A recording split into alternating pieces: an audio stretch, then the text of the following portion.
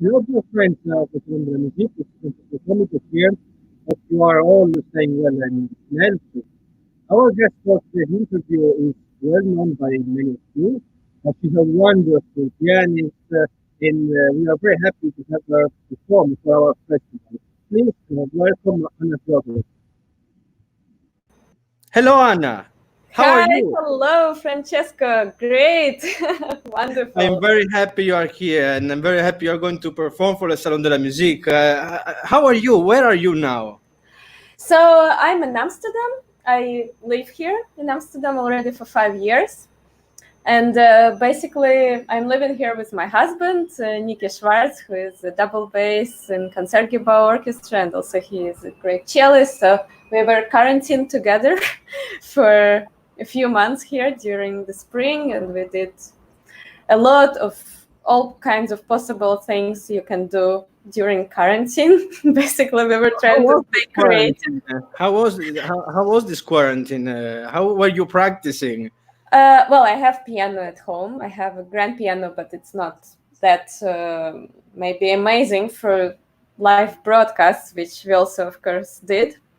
But I have a grand piano. This is a great thing to have it at home. So yeah, of course, we were practicing and we were trying to stay very active and creative. So we did a lot of different online concerts and different videos, different social distancing videos when we were playing with our friends through this space and time, and trying still to stay connected and to make music together.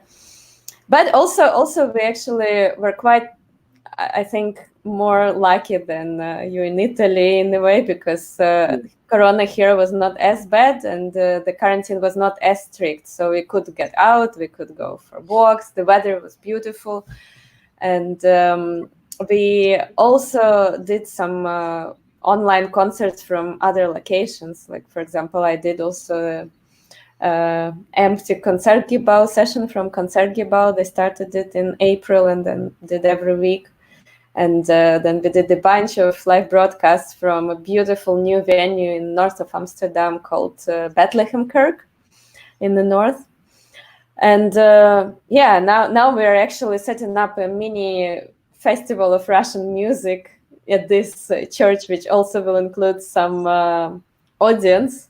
And also all the concerts will be broadcasted just next weekend. So The situation in Amsterdam, it's I understood it's better than in Italy. So you are starting working again, also in concert halls.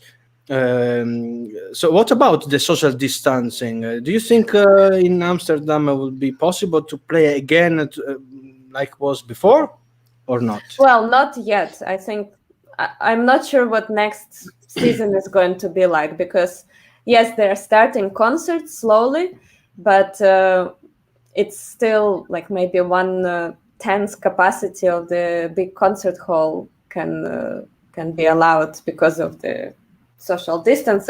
And I mean, I don't know, in Concertgebouw they're now making this new structure where they remove every second row, and then only every third seat they can have a person, or maybe two people if they're family. But it's, of course, it's maybe instead of 2,000 they will be able to have 500 or so. And what about income? I mean, will be a really big problem economically. I'm talking about the cachet of the artist. So I think we need to also reinvent the way how we make music, and also how we make money, because we don't know when we will come back to play again. And also, as you said, there will be no the possibility to have to fulfill the concert hall when all the people, and this will, I think, will be a really big problem in terms of money. So talking about online performances, you said that it's not the first online performance, the one you are going to perform this Sunday. for le Salon de la Musique. I want to ask you about the feelings. You played in an incredible and really huge concert hall. And how do you feel now playing online? Is it something different? I mean, in atmosphere, energy? Well, it is quite different, yes. The strangest thing is when you play, especially if it's live broadcasted concert, and you really give everything as it is. You actually feel as if you're playing a concert and you know that many people are watching, but then once you finish, nothing. Complete emptiness and silence. And of course, you miss a lot this live energy with the audience, because when you perform in a concert hall and you have the audience, there is this energy exchange, and you know, like the way how people are listening. You kind of can feel it while you're playing, and this is of course missing, and it's a strange combination. From one side, it feels a little bit like recording, because of course when you record CDs, you also don't have audience, and you also make 100% of making music. But from other side, it's also, yeah, in a way, maybe some kind of meditative moment is also present when you do these online concerts. But I mean, in a way, it's also, it has its beauty and its magic. But of So course, it is not difficult to find the inspiration playing online. no, inspiration is always there. But I still must say that now that I did a couple of concerts with, even if not so much audience, but still with audience, I still must say that nothing can replace that feeling of playing a real live concert for live audience and have this live contact with them. That's true, also because the acoustic of the sound, the recording is even if we have a really good equipment, will be always a photo. I say it's like when you see a beautiful woman and you fall in love with her, it's better to stay with her personally than to see a photo, you know?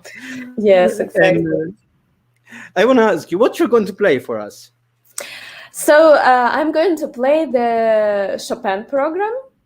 It will be mostly miniatures, and well, there is a little story about the Chopin, because once the quarantine started, Jared Sachs, he's running the record label I'm working with.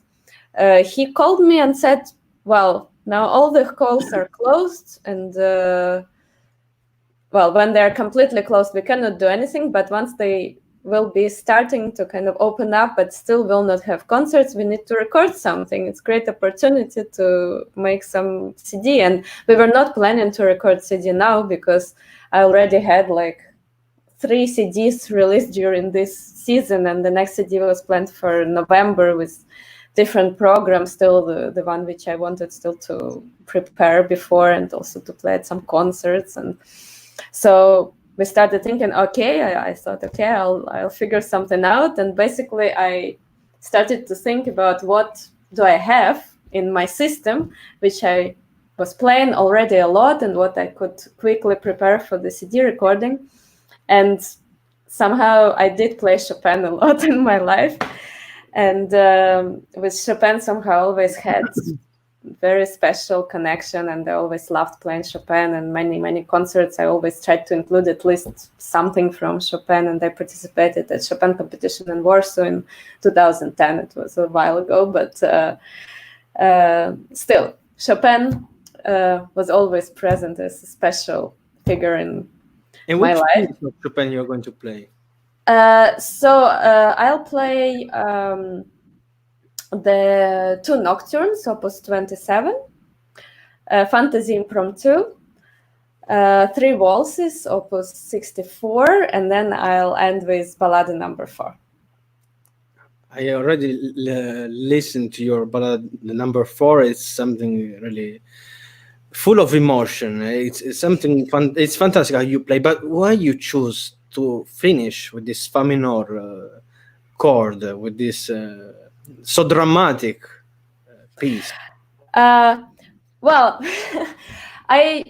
in general, I love the ballades from Chopin, and I play often all 4 ballades, also at the concert, and recently recorded all of them as well. And somehow with number 4, I guess it's maybe my favorite ballad, and it seems to me the most complex and maybe the most dramatic from all of them, and the most full of everything, of all the emotions, and and somehow it just felt right to finish the concert with this, and especially with having quite light music before, but kind of not to let it slip away. We have here our first question for you from Yes. our dear Alex, that is always here for our live chat. Hello, Alex. Hello, Alex. How many programs do you usually have ready during the season? How do you manage to keep it warm? Do you mean warm as fresh, or warm as warmed up? I mean, I understood. Our dear Alex wants to say that how can you play so much repertoire? Yeah.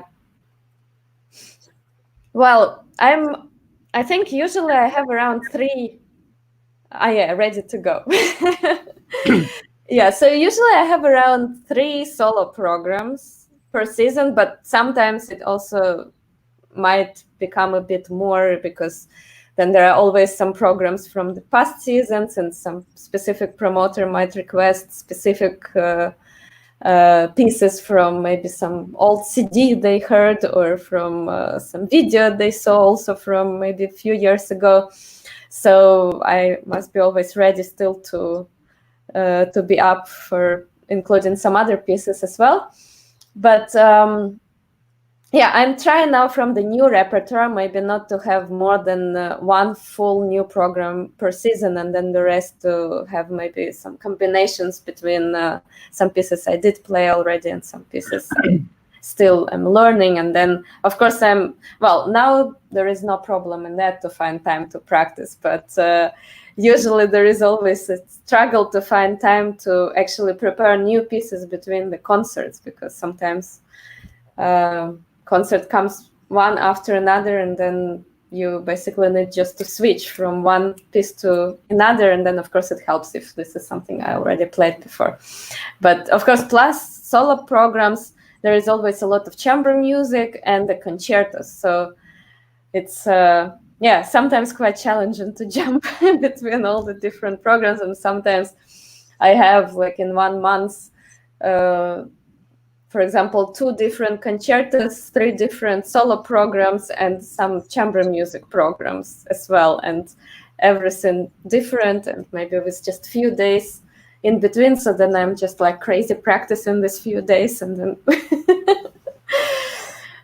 sometimes practice in the plane mentally, or try to figure it out.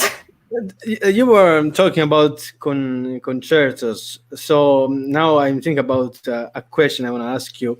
You were already having a very busy concert schedule, and were well known among music lovers. But 6 years ago happened something extraordinary. I'm talking about your performance of. I'm talking about your performance of second Concerto by Rachmaninoff in Concertgebouw, Amsterdam. Live recording of this performance was posted on YouTube and quickly become viral. In fact, at the moment, there are like 27 million views. Can you talk a little bit about this occasion? Yeah, so this concert was a while ago already. I think it was in 2013 or something like that. And it wasn't the first concert in the Concertgebouw for me, but it was the first concert in this series which was live broadcasted. And it was actually a really crazy day because apart of the concert at 11 a.m. with second Rachmaninoff, then I had to perform at, I think, 12 o'clock at some Bach festival. Not too much of Bach though, but maybe around 10 minutes of Bach. And then in the evening, I had recital in the small hall of the Concertgebouw. So, so it was a complete craziness. And for the second Rachmaninoff, actually, it was only my third performance at that time. So it was still very fresh. And well, when I think about it, I think all my concentration went for the concerto, of course, because I was really mentally preparing myself for the concert because I knew it will be live broadcasted. Of course, I didn't know how many people eventually will see it, that it will be 27 millions, which are probably going to continue growing. But it was still quite a lot of pressure. But somehow I don't think I really was stressed or was feeling maybe even realizing this pressure in full amount at that time when I was performing. I think the next concerts which I did in this series, also with live broadcasts in the Concertgebouw, I think I was much more aware of what it is actually going to mean to perform with live stream, and then it will stay on YouTube, and then a lot of people will see it. So I think I was a bit more not stressed, but more aware afterwards. But the second Rachmaninoff, I was just really happy to play, and I was loving the music and was enjoying the collaboration with the orchestra and conductor. And I guess it worked. But how did you mentally prepare yourself for this concert? Well, I guess what helps is this concert is in the morning, and I don't have too much time to start stressing out about it. At least with the Concertgebouw concerts. And well, mentally, I think for maybe a couple of, at least with the second Rachmaninoff, it was that for at least a couple of weeks before the concert, I was constantly kind of thinking and rethinking about the music, about the concept, about certain passages, and it was constantly present in my head, even when I was sleeping. And of course, then you really feel that you're kind of one with the music and you're really living in it. And of course, it also it helps. And another thing which I love to have before important concerts is some tryouts, especially if it's with a new piece, as it was with the second Rachmaninoff. And we did have but only one tryout before that concert. So that made me feel also much more comfortable, because some things which went wrong, which had to go wrong, they already did go wrong. And tell me about the last note of the concerto. How were you feeling after the last note of the concerto? When everybody... I think I was really happy. I think that the general emotion from the performance was really, really strong, and yeah, I think the energy was very high. So.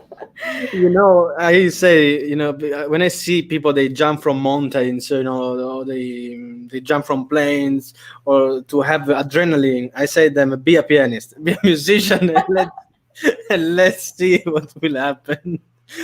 Okay, we have two questions here for you. 1 second. We have, do you have a favorite composer? Oh, yes, Guy. Nice you're watching. So yes, I'm really reluctant usually to answer this question, because it's really hard for me to say, like, to pick one composer which is my favorite. I do love many composers, and depending on maybe my mood, or depending on actually the piece I'm working on, even if it's some kind of piece I never played before, and the piece of the composer I never played before, I'm getting really deep into it, and then this composer becomes my favorite for this certain time that I'm spending with the music. But I guess I can say that certain composers I feel maybe the closest with, and that I really enjoy playing and play a lot. And these are Chopin and Rachmaninoff, and also I really love Robert Schumann and Beethoven. And and now that starts, and then I will keep I remember going. your concerto, your concerto by Robert Schumann. You were in Imola playing lesson, and I was there listening with your lesson. Ah, With Garos, I remember it was wonderful, wonderful. I still remember this ah, concerto by Schumann. Fantastic. We here another question here from John. Is there any piece or composer that is still hard for you to manage in terms of skills or expression? Well, I'm still never got enough brave enough to play Ligeti, for example. So I guess this is the composer I still didn't really. Or Messiaen, I don't. I haven't played him yet, but I don't. Maybe I'm not afraid to play Messiaen. I just didn't get there yet. But with Ligeti, somehow there was always some wall that I just was not feeling that I'm ready.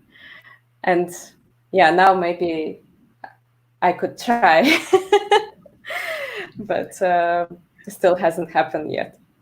We have here our dear Ivan writing a really big comment. Yes. Here. Finally, Anna, you are my favorite pianist. I listen your interpretation of Tchaikovsky first concerto and second by Rachmaninoff. Definitely one of the best, if not the only best interpretation of these two concertos. Thank you so much. Yeah. From these 27 million views, I made 2 million. Amazing, and it's an honor to meet you, even on the live stream with Maestro Francesco Comito. Have you? You should have you should play something for him. You know, some encore dedicated to our dear Ivan. He wrote such a comment. Okay, here. Have you planned some concert in Croatia? Thank you for your answer. Oh, I wish. I would love to play in Croatia. I haven't actually never played in Croatia yet, and I really hope it will come.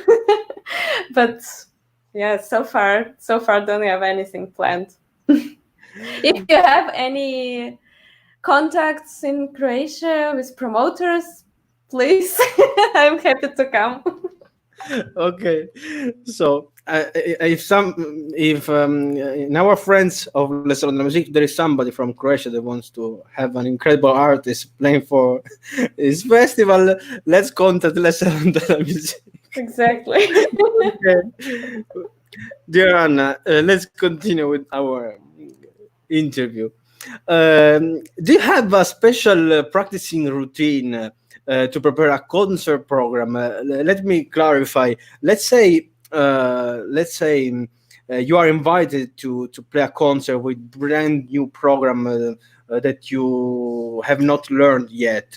How will you organize your time, considering that you have other concerts to perform with the old program? Can you hear me? Yeah. Now I can. You froze for a second, but did you got unfrozen? My question or yes, I think I got it. I understand. How do I organize my time if I have to prepare a new program while there are still other concerts, right? So that might be quite stressful, and I had this situation quite a few times. Well, for instance, last summer I had a tour in Brazil with second Rachmaninoff, and we had to play, I think, maybe 11 or 12 concerts almost every day, and almost every day we had to travel. Oh my God. And then right after that, I had to perform the Paganini Rhapsody by Rachmaninoff. It wasn't completely new because I played it before, but maybe last time was 2 years ago or so. So I really had to recover it and to, to spend some time on it. So basically, I just asked the promoters and tour organizers to try to find every single moment there is available that I can practice and to organize practicing for me. So, for example, we would fly at 6 o'clock in the morning. We would arrive to a new city, maybe at 9. And then directly from the airport, I would be brought to a place where I can practice. I would practice there 3 hours. I would practice only Paganini Rhapsody, wouldn't touch Rachmaninoff second at all. Then we would go maybe to have some lunch and then rehearsal and then concert with second Rachmaninoff. Then the next day, the same thing. So basically, I just suddenly become very organized, which is not really usually my thing.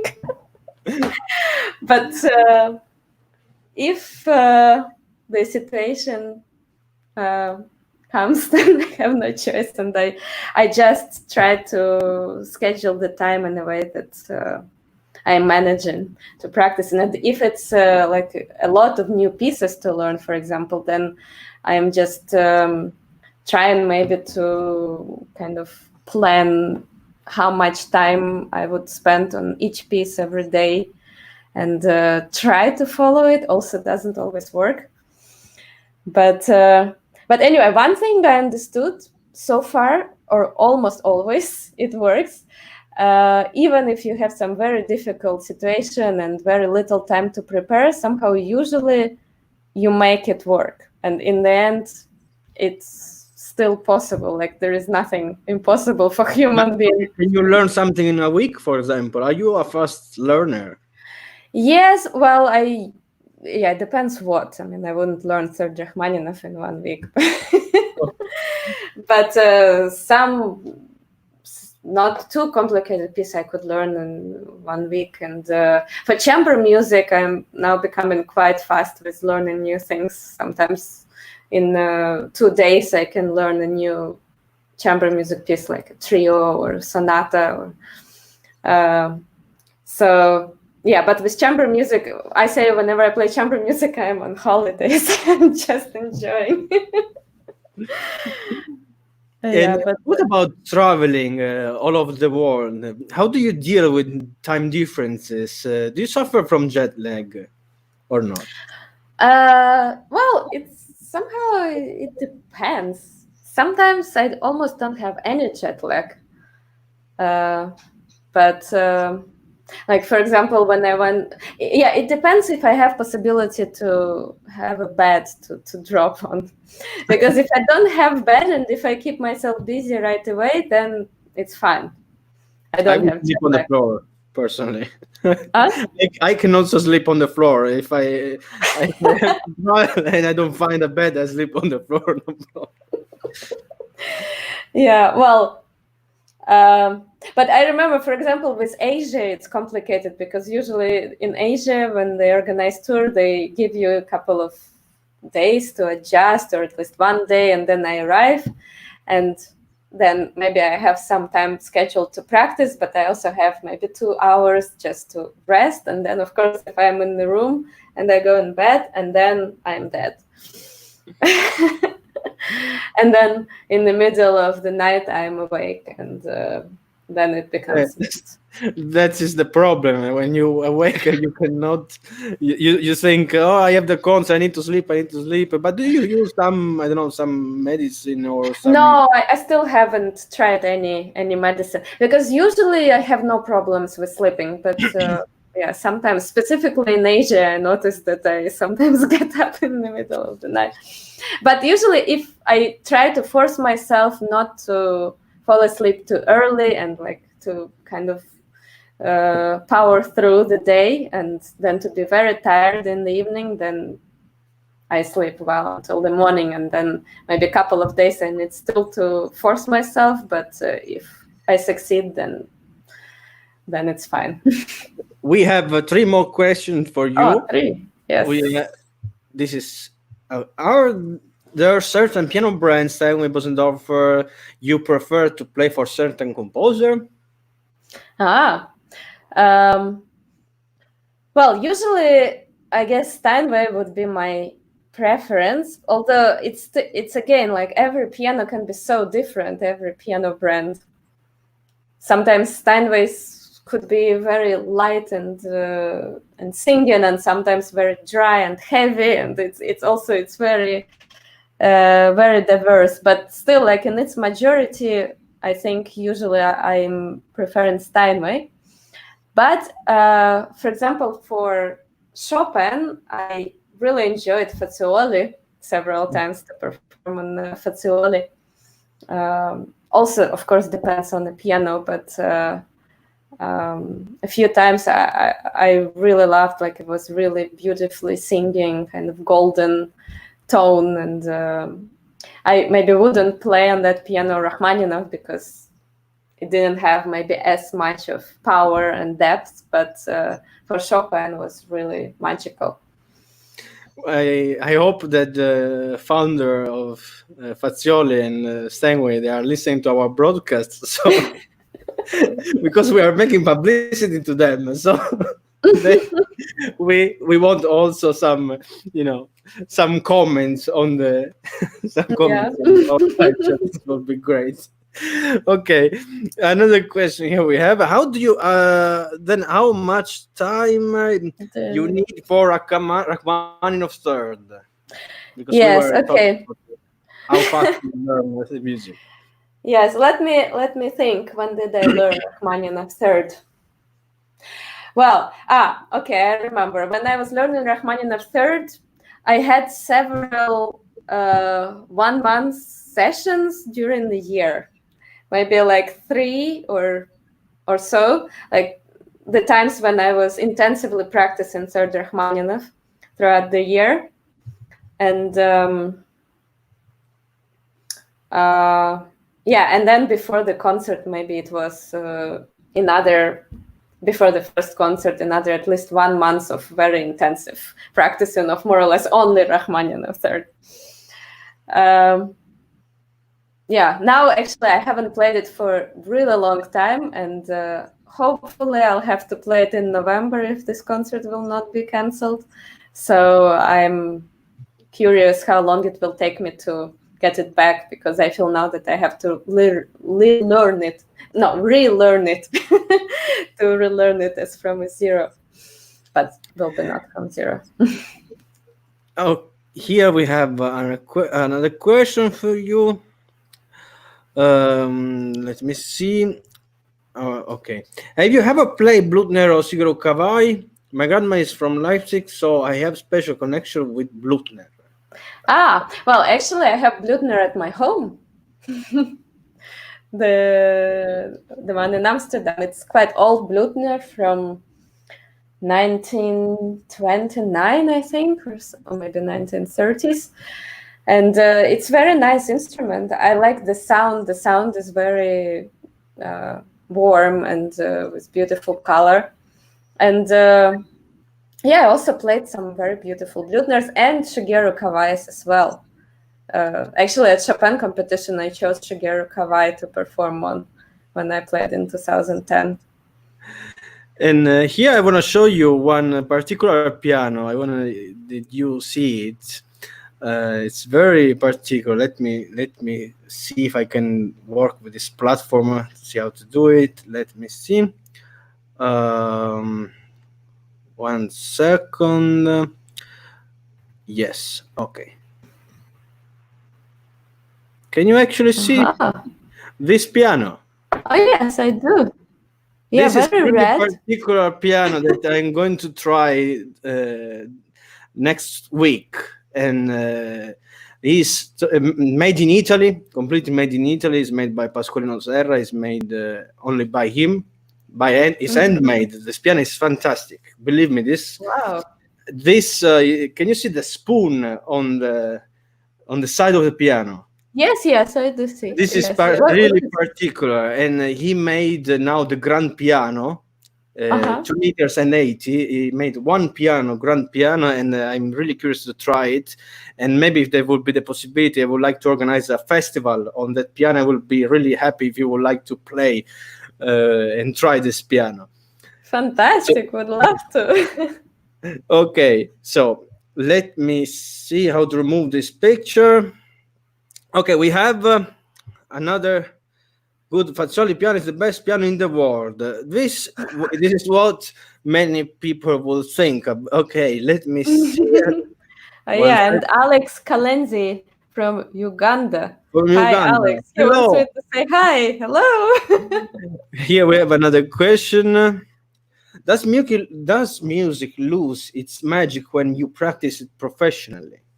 Oh no, absolutely not. It gets more. It becomes more magical when you practice it professionally.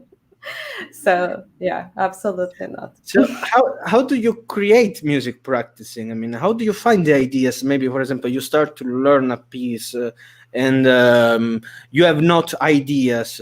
For example, can be some day that you are not inspired or you are tired, but you must practice and find some new ideas, or I don't know. How do you work with?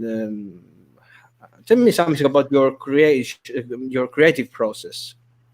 Well, somehow, usually, even if you're tired, but then you start playing music, the music gives you energy and gives you inspiration. And well, it's different. Sometimes with certain pieces, I just get this kind of image or a feeling of some kind of story, which I sometimes maybe create the story for myself, not for all the pieces, or at least some kind of atmosphere. Or and then I'm of course searching. I really love searching for colors in the sound and for basically some magic in music.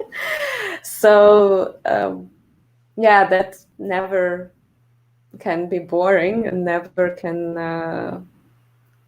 lose its inspiration, I think. And yeah, so for example, sometimes just to put yourself into a more creative mode, you can take some beautiful place, for example, and just to try to phrase it in very different ways and maybe change the peak of the phrase into different like possible parts, and sometimes play it in completely different character just to kind of get yourself awake. And yeah, I find this quite fun and maybe just awakening. We have here a very good question, a really interesting question. Hi, normally how much is the ticket for your concert? So I can save money and go when all is back to normal. If you want to buy a ticket, there is a concert this Sunday. Anna is going to play this Sunday, 19th of July. There is in the description the link where you can make a donation. It's really important. I want to remind to our friends of Les Salons de la Musique that it's really important to support artists in this difficult moment, because we don't know when we will come back to perform again in theaters. So we work with all our passion. We work every day. We study, we practice to play 1 hour of concert. So it's really important that there is this promise of love between the artist and the public. So we promise to you all of our love, all of our music, all of our emotions, but we need you. We are music without life without music would be a mistake. Nietzsche was saying, but life without musicians would be a mistake. So it's really important. It's really, really important that our public supports musicians. All great artists, they had their patrons. Tchaikovsky had his patrons, Beethoven had his patrons. It's really, really important. So Dear Leo, if you want to support our Anna buying a ticket, there is the description, in the description, the link, and also there are all informations in the Facebook event. And the good news that there is no price; it's anything you like. Exactly. So it's a free donation. Okay. Let me see here. Another question we have. Do you like to play jazz or different genres of music? Yeah, well, I would love to play jazz, but so far I have absolutely no training in it. But I had a couple of times just very amateur attempts of playing some kind of songs or pieces with just numbers, or how do you call it, where I had to improvise a little bit just with have an idea of what harmony I should play, and it was really fun. But of course I would love to know a little bit more in depth how to do it.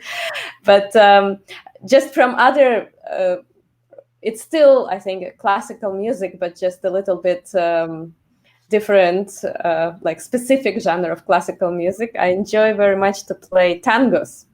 Wow. And do you dance also? Well, not professionally. But I also would love to learn to dance tango. Yeah.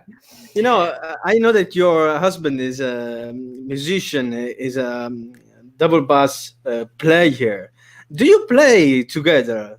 We play a lot together, and especially during these last months, we played probably together more than ever.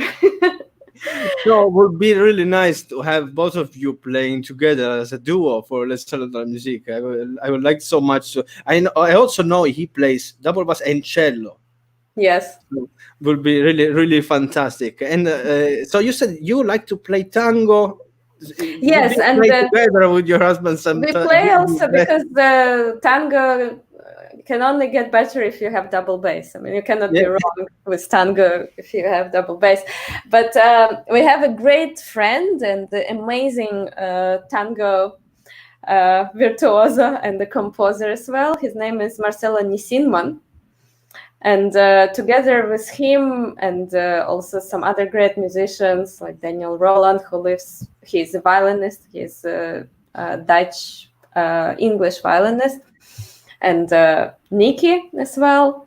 And then with some other great friends and musicians, we are playing whenever there is a concert or when we are called to play. But we did already quite a few concerts together, and it's always a lot of fun. And also music of Marcelo Nisinman is really, really unique and very colorful and with a lot of imagination, and it's tango nuevo.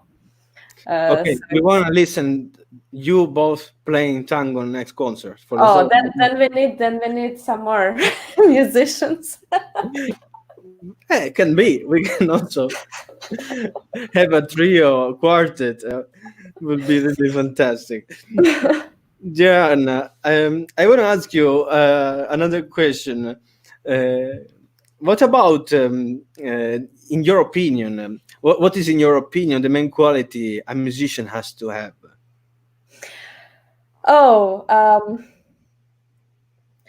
Well, that's a very good question, actually. But I think the true musician is, first of all, is a musician who sincerely and fully loves music. Oh, there is some problem with the connection. Can you hear me? Yes, I can. Yes. Yes, I can. There was just for a second. I lost you. I lost you for some second. Please, dear friends of music, write here in the comment if everything was okay. Can you repeat, please, your answer? Yes, from beginning.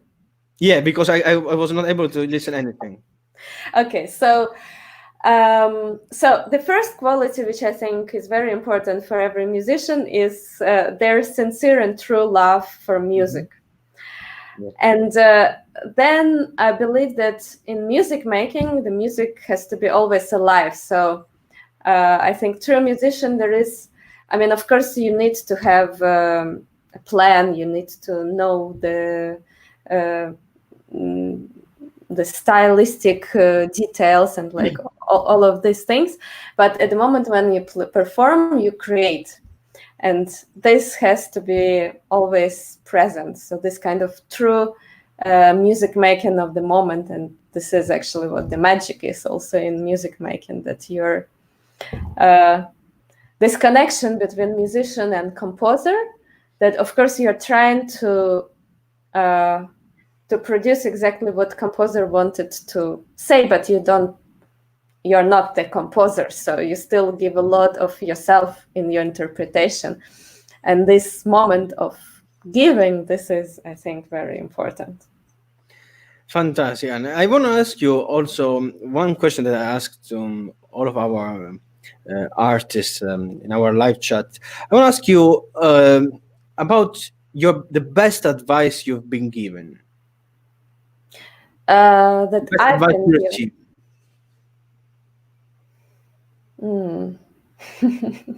That's also a very good question. The best advice I I've don't know, been from a given. teacher, from a parent. I don't know. You're the best advice for your career or for your musical life.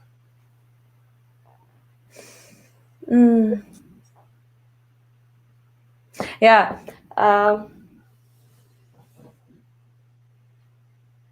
Practice, practice, practice. I'm joking. This is really important advice. It's important advice. No, but I think probably now all kinds of stupid things come into my mind when I'm thinking of something specific given from one specific person. We would like to know this. What you're thinking about now. Yes. But actually, one thing I always remember from my lessons with Margarius. We say hello to him.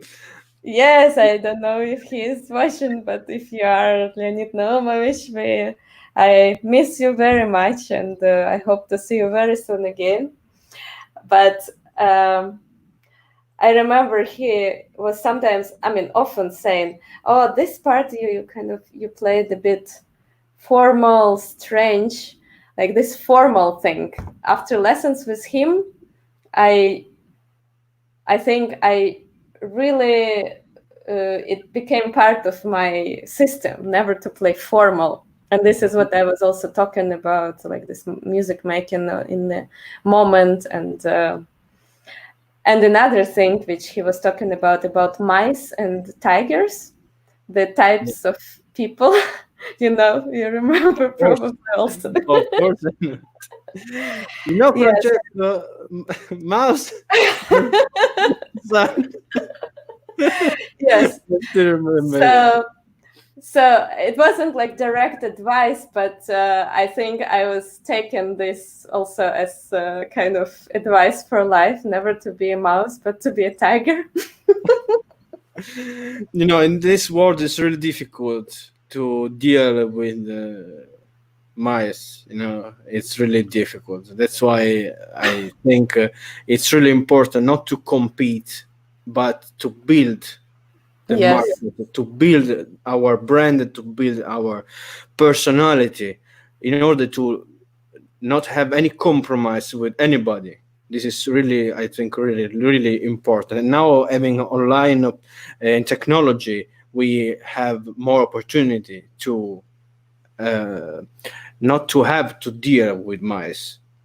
This story, it's really yes. You remind me of this thing. It's a really, really fantastic thing. Okay, we have here another question for you.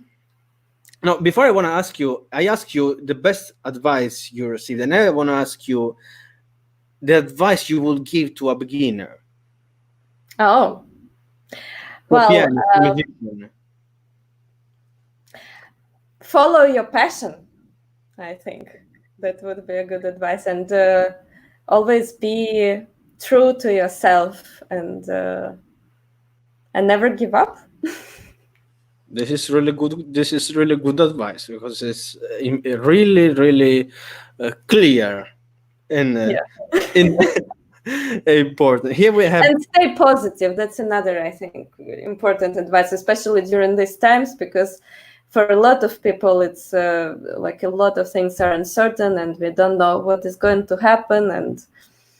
But to stay positive is the key, because from any situation, it's always possible to see the bright side and always possible to find some kind of creative way of getting out of it. So.